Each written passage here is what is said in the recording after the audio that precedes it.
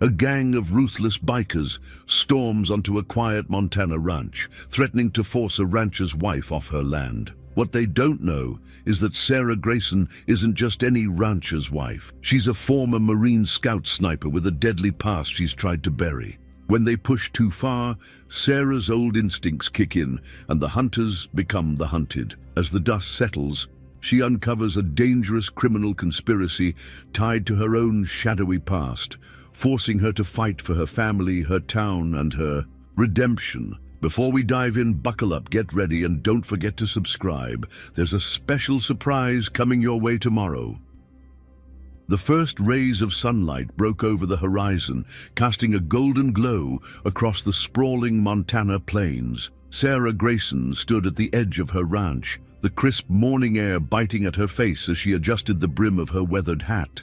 Her boots crunched against the frost-laden grass as she scanned the distant tree line, her sharp eyes instinctively checking for anything out of place. A calm morning, but Sarah's mind never truly rested. Behind her, the barn doors creaked open as her husband Jack stepped out, leading one of their horses toward the paddock. "Fence on the north side needs mending," he called, his voice carrying easily in the stillness. "I'll take care of it," Sarah replied, her voice steady but distant. She shifted her rifle, slung loosely across her back, not uncommon for ranch life, but it felt heavier than it should. Out here, a rifle meant protection from wolves, coyotes, and the occasional trespasser, but Sarah's hands knew the weapon too well for it to feel like just a tool. Jack waved and went back to work, leaving Sarah to saddle up and ride out to the north fence. As she guided her horse across the open land, her thoughts wandered, like they often did, to the life she had before this one. A life of precision, discipline, and death. She had buried it all, or so she thought. By mid-morning, she was back at the ranch house, hands covered in dirt and sweat as she cooked breakfast for her teenage son, Ethan. He shuffled into the kitchen, half asleep, but already scrolling on his phone. "Smells good," he mumbled, sitting down at the table. "Eat fast," Sarah said, pouring him a plate of eggs and bacon. "You've got school, and Maggie's going to need help at the market this afternoon." Ethan groaned, but nodded, knowing better than to argue. Jack walked in, grabbing a plate for himself. The small kitchen was filled with the usual hum of morning life. Plates clinking, coffee brewing, light banter. To anyone else, it would seem like a picture-perfect family, but Sarah was always listening, always watching. Later that afternoon, Sarah and Ethan drove into town. The farmers' market was bustling, the familiar faces of neighbors and friends greeting them as they unloaded Maggie's produce stand. Maggie, an elderly widow who lived a few miles down the road, gave Sarah a warm smile. "Thank you, dear," Maggie said. "I don't know what I'd do without you two." As Sarah handed Maggie a crate of vegetables, her attention was drawn to the sound of engines rumbling down the main street. She turned, her body tensing as a line of motorcycles rolled into view. The bikers slowed to a stop near the diner, their leather jackets catching the afternoon sun. They looked rough, too rough for a place like this. One of them, a tall man, with a shaved head and a skull tattoo on his neck, stepped off his bike, scanning the area with a cold, predatory gaze. Sarah felt the air change. The chatter of the market quieted as the locals instinctively shrank back, avoiding eye contact with the newcomers. The man with the skull tattoo grinned as he pulled a cigarette from his pocket, lighting it with deliberate slowness. Ethan noticed Sarah's stiff posture. "Mom, you okay?" Sarah forced herself to relax, though her hand had instinctively gone to the knife she kept at her belt. "Yeah," she said, her voice tight. "Stay close." The bikers loitered for a while, their presence a dark cloud over the otherwise sunny afternoon. When they finally roared away, Sarah's instincts told her they weren't gone for good. Something about the way the tattooed man looked at the town felt wrong. Later that evening, as she drove Ethan back to the ranch, Sarah's mind churned. She had chosen this quiet life for a reason, but the calm she had worked so hard to build now felt fragile. The bikers' arrival was just a tremor, but Sarah had been through enough to know a storm was coming. The late afternoon sun was beginning to dip below the horizon when the bikers returned, their roaring engines breaking the stillness of the open plains. Sarah was outside the barn, brushing down one of the horses, when she heard the unmistakable sound growing louder. Her grip on the brush faltered as she straightened, her eyes narrowing as she watched the line of motorcycles kick up dust along the dirt road leading to the ranch. Jack stepped out of the house, wiping his hands on a rag. "What the hell's that about?" he muttered, his brow furrowing as he walked toward her. "Stay here," Sarah said, already heading toward the driveway. Jack grabbed her arm, his tone sharp. "Sarah, what are you—" "I said stay here," she interrupted, her voice low but firm. Jack froze for a moment, startled by the intensity in her eyes, then nodded and stayed back as she continued forward. The bikers pulled up in a loose semicircle, their leader, the man with the skull tattoo, dismounting first.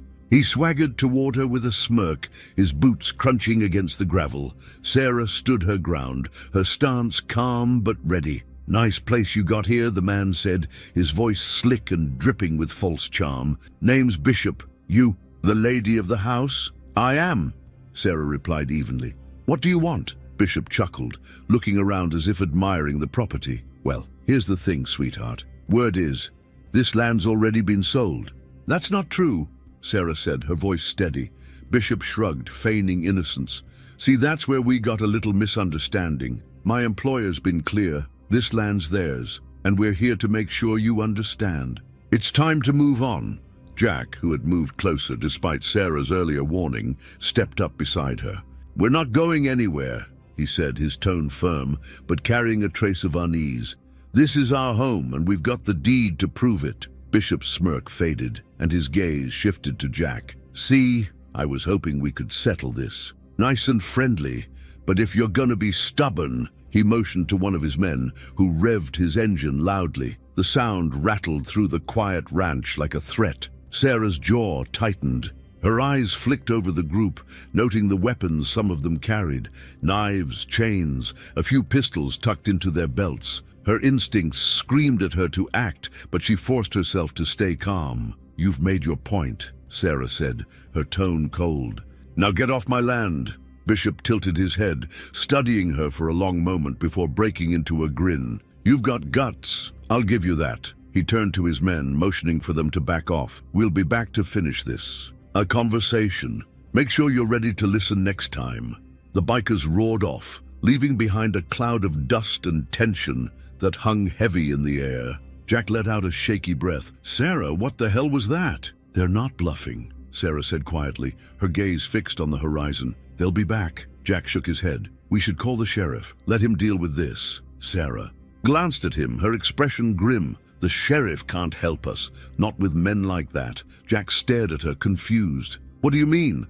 Who are they?" "They're muscle," Sarah said, her voice hardening. "And they don't make threats unless they've got someone powerful pulling the strings." She turned and walked toward the house, her mind already working through the possibilities. She had hoped to leave her old life behind, but the signs were unmistakable. Trouble had found her again, and this time it was right at her doorstep. As the last light of day faded, Sarah sat at the kitchen table, cleaning her old hunting rifle. Jack watched her from across the room, his confusion giving way to unease. "What are you doing?" he asked finally. "Getting ready," Sarah replied without looking up. "For what?" Jack pressed. Sarah paused, her hands stilling for a moment, before she met his gaze. "For whatever comes next." The night was still and unnervingly quiet, the kind of silence that pressed down on Sarah's chest like a weight. She sat in the living room, rifle leaning against the wall nearby, listening to the faint creaks of the house settling and the occasional soft whinny of a horse from the paddock. Jack had gone to bed hours ago, but Sarah's instincts wouldn't let her sleep. She stayed awake, her body tense, her mind on high alert. She didn't trust men like Bishop to leave anything to chance. The sound of engines ripped through the night, shattering the stillness like a gunshot. Sarah was on her feet before the first headlight came into view. She moved quickly, but silently, grabbing her rifle and darting to the window. Outside, the glow of fire lit up the dark as flames licked the sky from the barn. Her stomach dropped. "Jack! Ethan!" she shouted, bolting toward the hallway. Jack stumbled out of the bedroom, still pulling on his boots. "What's happening?" "Get Ethan and stay inside," Sarah ordered. Her voice was sharp, cutting through the chaos outside. "Don't come out unless I tell you." Jack looked like he wanted to argue, but the urgency in her tone silenced him.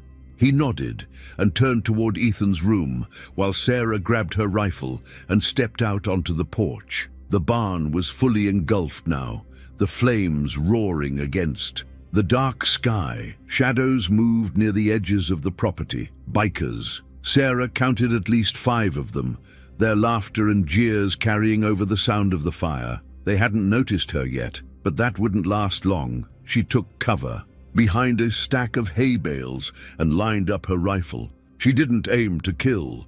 She wanted to send a message. With precise, practiced movements she fired, shattering the headlight of one of their bikes. The loud crack of the shot silenced the group, their heads snapping toward her position.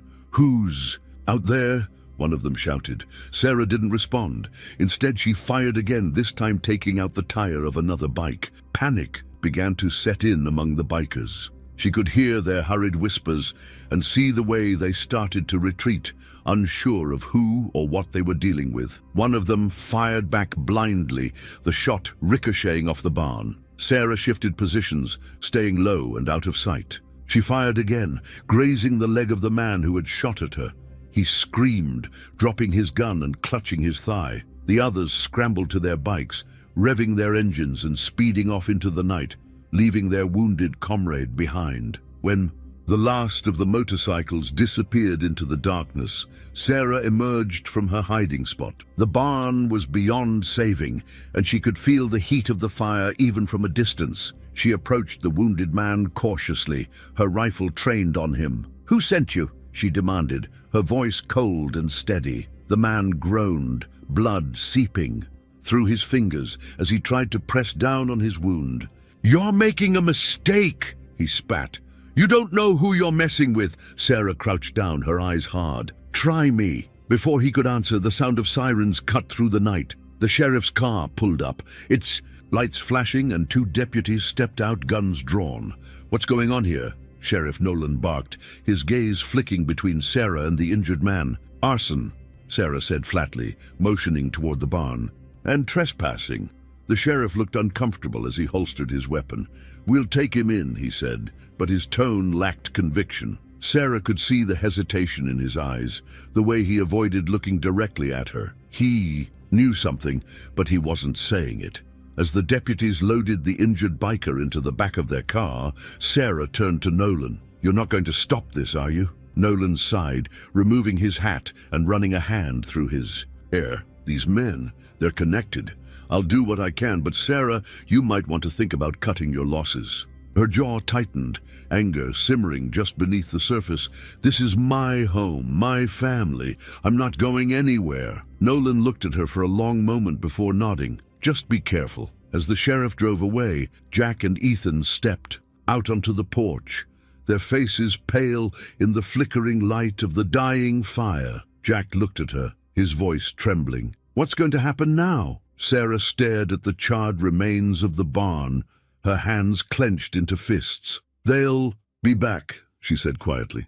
Her voice was steady, but inside she felt the familiar pull of the person she used to be, the sniper, the soldier, the survivor. For years, she had worked to bury that part of herself. But now, as she stared out into the dark, she knew it was time to dig it up again. The sun was just beginning to rise, casting faint light over the smoldering wreckage of the barn. Sarah stood in front of it, her arms crossed, the smell of smoke still thick in the air. She hadn't slept. She had spent the rest of the night pacing the property, scanning the tree line, and thinking through every possible scenario. The bikers weren't done, and now they knew she wasn't going to back down. That meant they'd come back harder. She couldn't afford to wait for them to make the next move. In the cool morning air, she walked toward the house and climbed the narrow stairs to the attic. Jack hadn't followed her.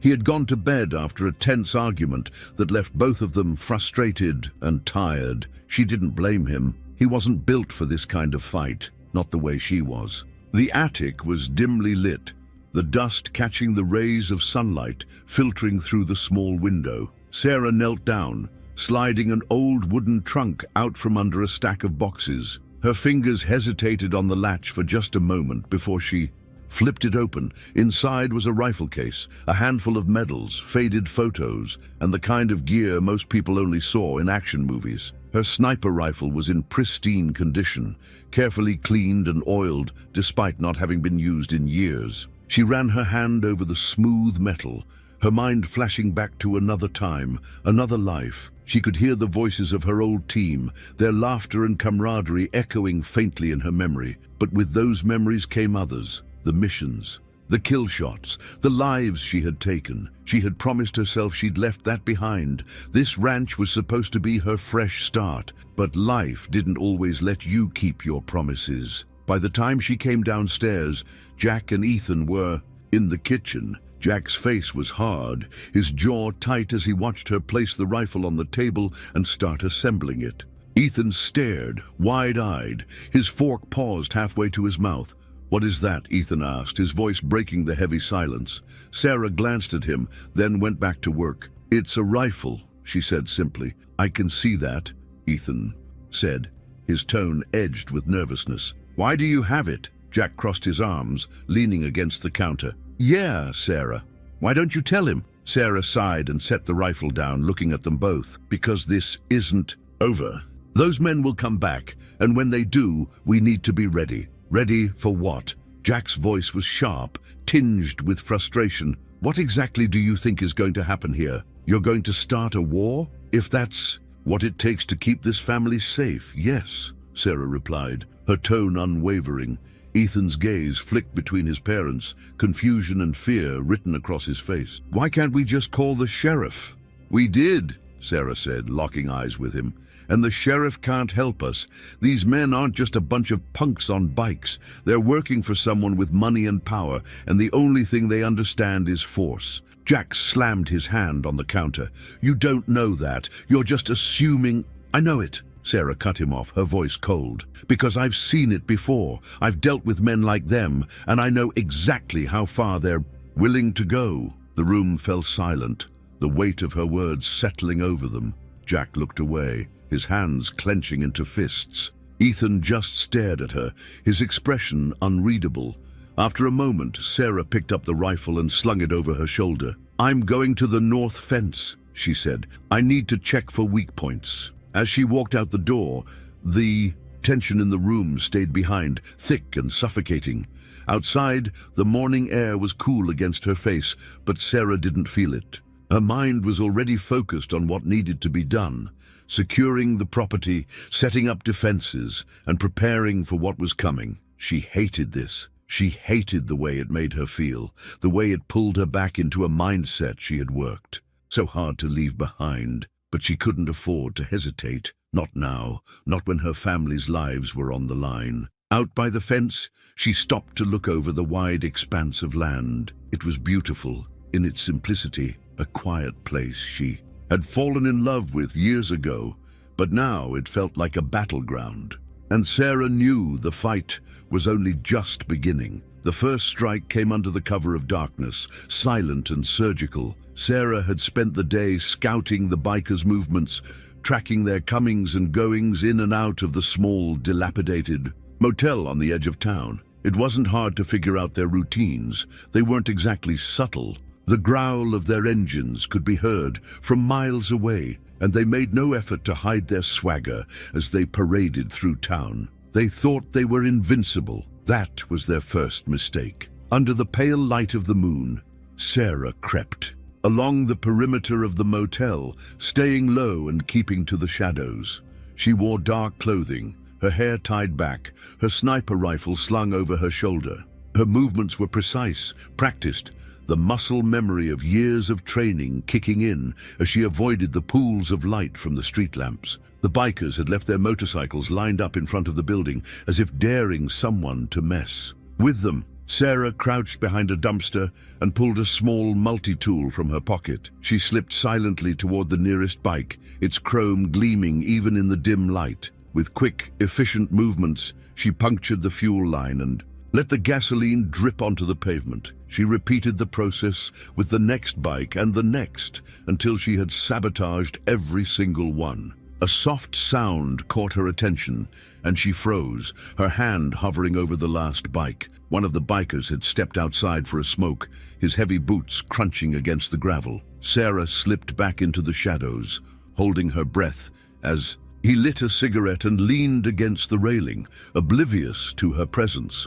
She waited until he went back inside before making her next move. With her rifle in hand, she climbed a small hill overlooking the motel, her vantage point giving her a clear line of sight to the parking lot. She steadied herself, exhaled slowly, and took aim. The first shot shattered the headlight of the nearest bike, the sound of the bullet cracking through the night like thunder. A second shot followed, puncturing the front tire of another. The bikers spilled out of the motel in a frenzy, shouting and cursing as they scrambled to figure out what was happening. Sarah kept her position, watching as panic spread through their ranks. She didn't aim for them directly. That wasn't the point. This was about sending a message. Her shots were calculated, precise, taking out their vehicles piece by piece. One of the men finally spotted her muzzle flash and fired back. The bullet going wide. Sarah shifted positions, disappearing into the night like a ghost. By the time the bikers realized they couldn't find her, their bikes were useless, and their bravado had been replaced with unease. They retreated inside, locking the doors behind them. Sarah stayed on the hill for a moment longer, her rifle resting against her shoulder. The message was clear. They weren't as untouchable as they thought. As she made her way back to the ranch, she couldn't shake the grim satisfaction settling in her chest. It wasn't over, not by a long shot, but tonight she had taken the first step in taking back control, and for now, that was enough. The night air was cold as Sarah dragged the injured biker into the small, dimly lit shed at the edge of the ranch. He groaned in pain, clutching his leg where the bullet had grazed him, blood seeping between his fingers. Sarah had wrapped a tourniquet around the wound to keep him conscious. She needed him to talk. The shed door creaked as she shut it, the lock clicking into place. The only light came from a single hanging bulb, casting sharp shadows across the room. The man looked up at her with a mix of fear and defiance. "You're making a mistake, lady," he spat, his voice rough. "You don't know who you're messing with." Sarah crouched in front of him, her face inches from his, her voice calm but ice-cold. "Then enlighten me." He glared at her, his jaw tightening, refusing to speak. Sarah leaned back and pulled a knife from her belt, spinning it casually in her hand. The motion was deliberate, calculated. She didn't have to use it. She just needed him to believe she would. "Here's how this is going to go," she said, evenly. "You're going to tell me who sent you, and I might let you limp out of here alive, or you keep playing tough, and I'll make sure you regret it." For a moment, the man said nothing, his eyes darting around the room as if searching for an escape. Finally, he let out a bitter laugh. "You don't get it, do you? This isn't just about your little patch of dirt. You're in over your head. Try." "Me," Sarah said, her tone sharp. The man hesitated, then sighed, leaning his head back against the wall. "We're just the muscle, the land grabs, the intimidation. That's all for Kane." Sarah frowned. "Kane? Who's Kane?" The biker smirked, his confidence creeping back. "Victor Kane. He's the one pulling the strings. Big money, big connections. He's been buying up land all over the county. This place is just the latest target. You think you're stopping something here? You're a blip on his radar." Sarah processed the name, her stomach tightening. She had heard of Victor Kane before. His name had come up in military briefings back when she was still active duty. He was a shadowy figure, a businessman with alleged ties to arms dealing, human trafficking, and organized crime. If he was behind this, it wasn't just about the ranch. It was about control, power, and profit. "You've got no idea what you're dealing with," the biker continued, his voice laced with a grim satisfaction. "You're good, sure, but Kane, he'll bury you." Sarah stood, her mind racing. Kane's resources were vast, his reach long. If he was involved, it meant this wasn't just about her family or even the town. It was part of something much bigger, but she didn't let the fear show. She looked down at the biker, her expression unreadable. If Kane's so powerful, she said quietly. "Why are you the one bleeding on my floor?" The man's smirk faltered. Sarah left the shed, locking the door behind her. As she walked back to the house, the weight of the revelation settled over her. She had thought she was fighting a group of bikers. Now she realized she was up against a machine, a network of power and corruption far beyond what she had anticipated. Inside, Jack was waiting for her, his face tense. "What did you find out?" he asked. She hesitated, the words heavy on her tongue. "It's bigger than we thought," she said finally. "There's a man named Victor Kane behind all of this. He's not just after the ranch, he's after control of the entire region." Jack's face paled. "What are we supposed to do about that? We're just us, Sarah." Sarah met his gaze, her voice steady. "We don't have a choice. If we don't fight back, he wins. And if we back down now, he'll keep coming. For us, for the town, for everyone." Jack shook his head, running a hand through his hair. "This isn't what I signed up for," he muttered. "Neither did I," Sarah said softly. "But here we are." As she climbed the stairs to check on Ethan, Sarah's mind was already working through the next steps. If Kane thought he could intimidate her, he was wrong. She had faced worse before and come out alive. This was no longer just about protecting her family. It was about standing up to something far bigger than herself, and Sarah Grayson wasn't about to back down.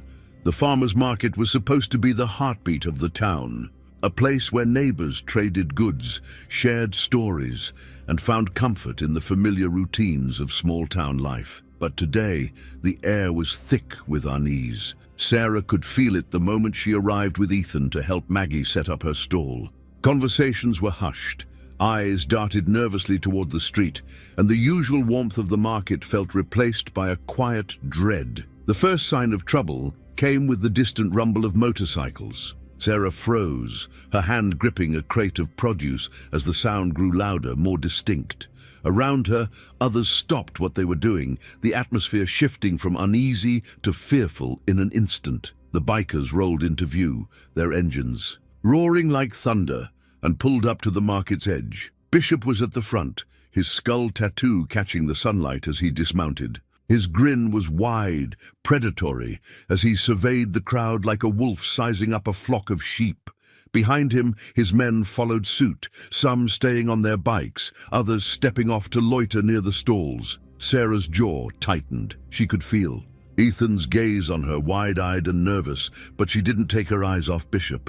"Mom," Ethan whispered, his voice shaky. "Stay close to Maggie," Sarah said firmly, her tone leaving no room for argument. She placed the crate down and moved to stand between the bikers and the stall, her stance calm but unwavering. Bishop's eyes landed on her, and his grin widened. "Well, if it isn't the lady of the ranch," he drawled, his voice loud enough for everyone to hear. "Nice to see you out and about. Leave," Sarah said coldly. Bishop chuckled, shaking his head. Now, we're just here to enjoy the market. Beautiful day, isn't it?" He reached out and grabbed an apple from a nearby stall, tossing it in the air before taking a bite.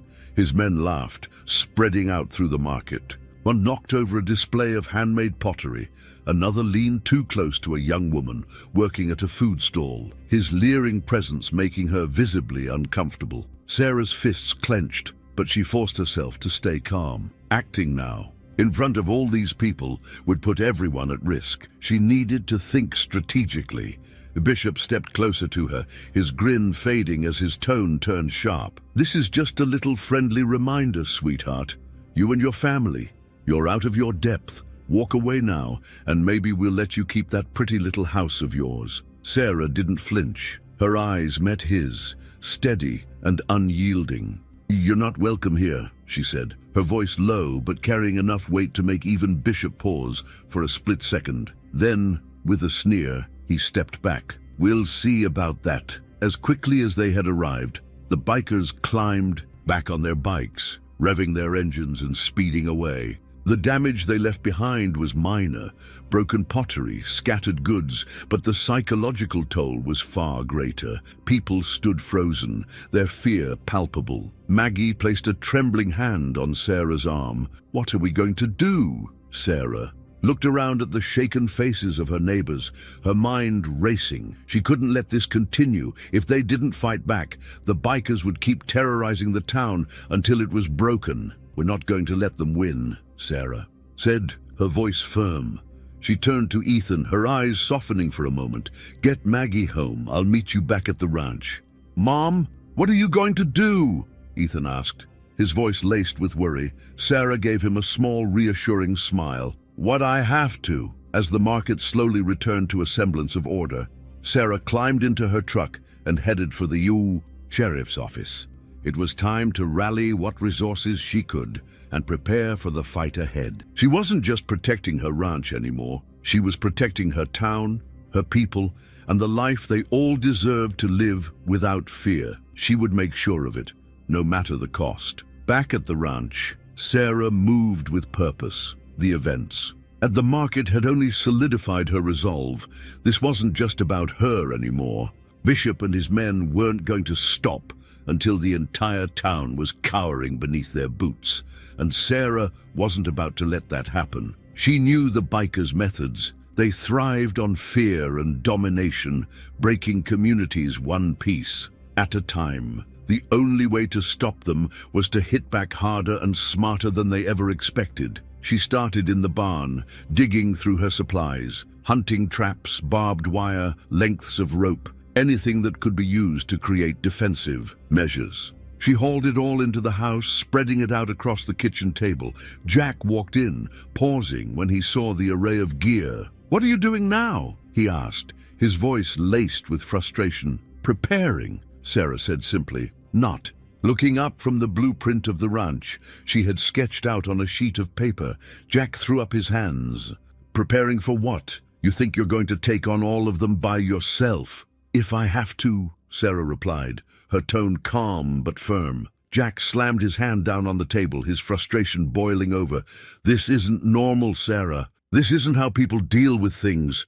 We should be calling the state police, the National Guard, anyone who's trained to handle this." Sarah finally looked up at him, her expression steely. "And how long do you think that'll take? A week, 2? They'll be back before then, and they'll destroy everything in their path. We don't have time to wait for someone else to save us, Jack. We have to do this ourselves." Jack stared at her, his mouth opening and closing as he tried to find the words to argue, but none came. With a heavy sigh, he turned and walked out of the room, leaving Sarah to her work. By late afternoon, Sarah had mapped out a defensive plan for the ranch. She scouted the perimeter, checking for weak spots and marking areas where she could set traps. She set up motion-triggered lights and strategically placed spikes near the entrance to slow down any vehicles.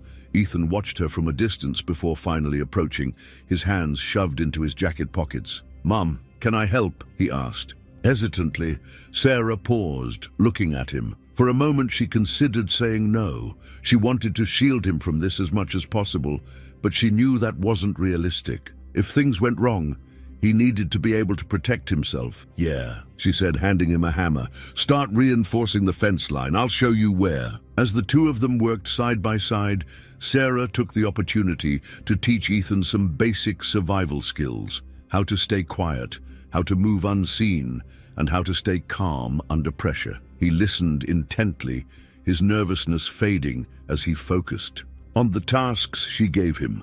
That evening, a few of the townsfolk arrived at the ranch, having heard what had happened at the market. Maggie was among them, her hands trembling as she clutched her walking stick. "We want to help," she said, her voice shaking but resolute. Sarah looked at the small group, a mix of ranchers, shopkeepers, and farmers. They weren't soldiers, but they had grit, and they cared about their town. "If you're serious," she said, "I'll show you what to do." For the rest of the night, Sarah taught them what she could: how to set traps, how to spot weaknesses in their enemy, and how to use their tools as weapons if it came to that. The group worked tirelessly, their fear replaced by a sense of purpose. By the time the first light of dawn broke over the horizon, the ranch had been transformed. Barriers had been erected, traps set, and the townsfolk were stationed in key positions, ready for whatever came next. Sarah stood at the edge of the property, watching the sun rise. She was exhausted, but she couldn't afford to rest yet. The fight was coming, and she needed to be ready. This wasn't just about protecting her land anymore. It was about protecting her family, her neighbors, and the life they all deserved. She didn't know if they'd win, but she knew one thing for sure. She wouldn't let Bishop and his men take this place without a fight. The night was eerily quiet, the kind of silence that felt like it was waiting to be broken. Sarah crouched on the roof of the barn, her rifle steady in her hands as she scanned the horizon through the scope. Around her, the ranch lay cloaked. In darkness, the lights deliberately kept off to give her team the advantage. She had placed the townsfolk in strategic positions, each armed with makeshift weapons and clear instructions to stay hidden until absolutely necessary. Ethan and Jack were inside the house, guarding the most vulnerable point. The first sign of the attack came just after midnight. Headlights appeared in the distance, a row of them cutting through the dark as the bikers approached. Sarah's breath slowed, her pulse steadying as she tracked their movements. They came in a tight formation, the engine's rumble growing louder as they neared the entrance to the property. The first bike hit the spikes she'd laid across the dirt road, the sound of tires shredding and metal scraping echoing into the night. The rider veered off, tumbling to the ground as his bike skidded into the fence. The others stopped abruptly, their shouts breaking the silence. "Move in!" Bishop's voice rang out, his tone sharp and commanding. The group split up, some advancing on foot while others attempted to clear the road. Sarah took her first shot, the crack of the rifle splitting the air. One of the men dropped, clutching his shoulder as he fell back with a shout. The others scrambled for cover, confusion and panic setting in as they realized they were being watched. Lights snapped on around the ranch, triggered by motion sensors Sarah had set up earlier. The sudden illumination disoriented the bikers, exposing their positions and giving the defenders the upper hand. Maggie and the others began shouting from their hiding spots, banging on metal and throwing smoke grenades Sarah had improvised. From household supplies, the chaos was immediate and overwhelming. A few of the bikers managed to regroup, making a push toward the house. Sarah shifted her aim, taking out one of the leaders with a shot to his leg. She watched as Jack stepped onto the porch, his shotgun aimed and ready. When one of the bikers tried to breach the door, Jack fired, the blast forcing the attacker to retreat. In the midst of the fight, Sarah spotted Bishop. He was hanging back, barking orders to his men and coordinating their movements. She focused, her scope on him, her finger hovering over the trigger, but something made her pause. She wanted him alive. Killing him wouldn't stop the machine he worked for. It would only bring someone worse. Instead, she aimed for the fuel tank of a bike near him and fired. The explosion sent him diving for cover, scattering the remaining bikers. The fight dragged on for what felt like hours, but gradually, the attackers began to retreat. By the time the sun rose, the ranch was littered with the remnants of the battle. Shredded tires, abandoned weapons, and the stunned silence of those who had fought back and won. Sarah stood in the middle of it all, her rifle slung over her shoulder, her mind already preparing for what was to come next. Bishop and his men might have been beaten, but the war was far from over. The sun hung low in the sky, casting long shadows across the battered ranch. Sarah stood at the edge of the tree line, her rifle slung over her back and her knife strapped to her thigh. Her body was bruised and sore from the night's battle, but her mind was sharp, focused. She knew Bishop wasn't the kind of man to cut his losses and run. He was still out there, regrouping, planning his next move, and if she didn't act first, it would only get worse. She followed the trail through the woods, moving with the silent precision of the scout sniper she once was. Broken branches, trampled grass, and faint boot prints told her she was on the right path. The bikers hadn't been careful as they retreated, their panic leaving a clear trail behind them. Ahead, through the trees, she spotted a clearing.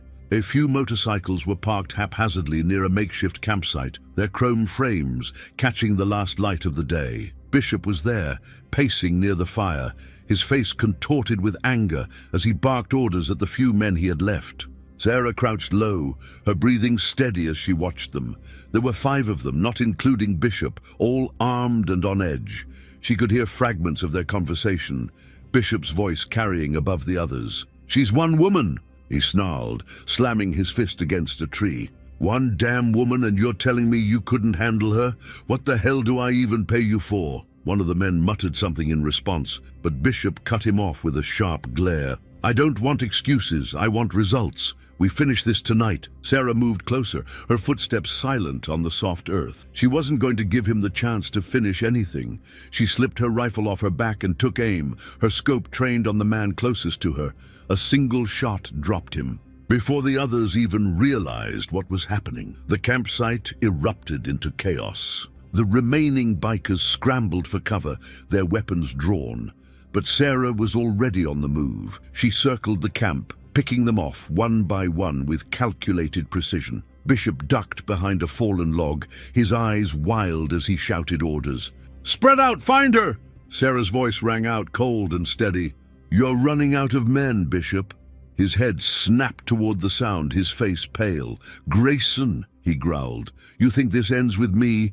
You have no idea what you've started." Sarah stepped into the open, her rifle aimed squarely at him.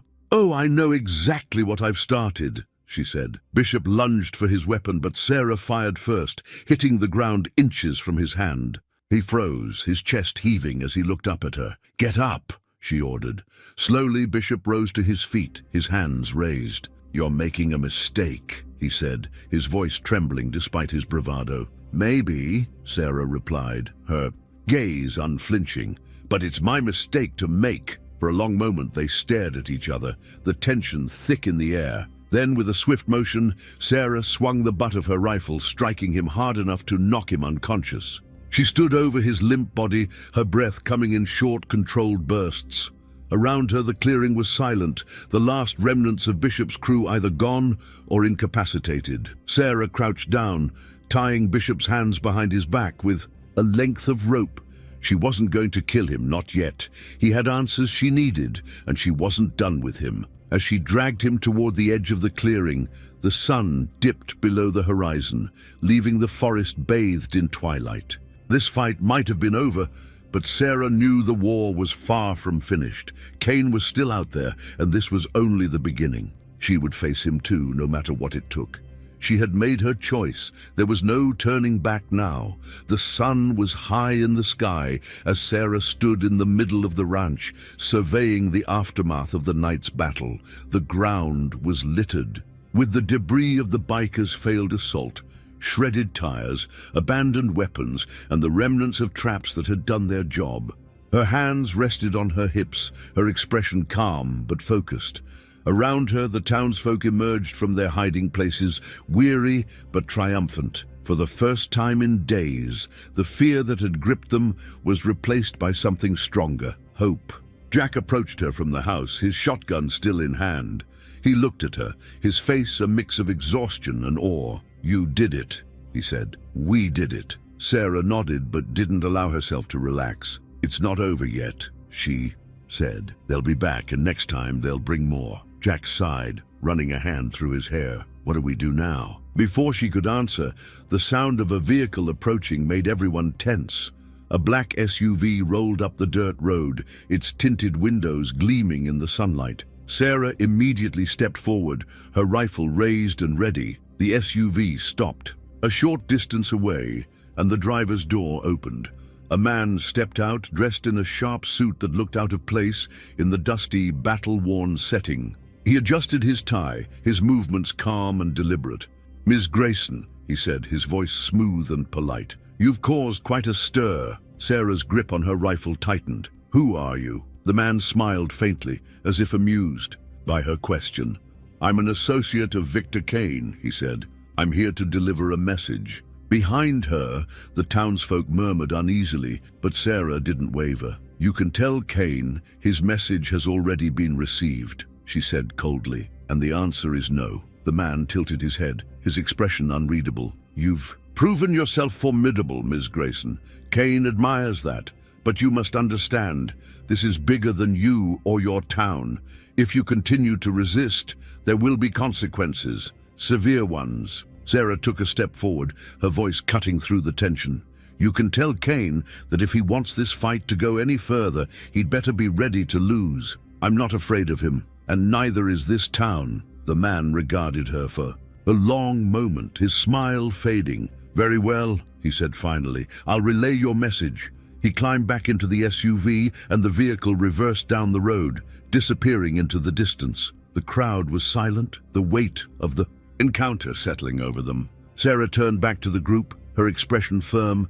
"This isn't over," she said, "but we've shown them that we won't back down. If they come again, we'll be ready." Later, federal agents arrived, having been tipped off by the evidence Sarah had gathered from the wounded bikers and their abandoned gear. Kane's operations in the area were exposed, leading to the seizure of illegal assets and a temporary retreat from the region. It was a small victory, but it was enough to give the town a fighting chance.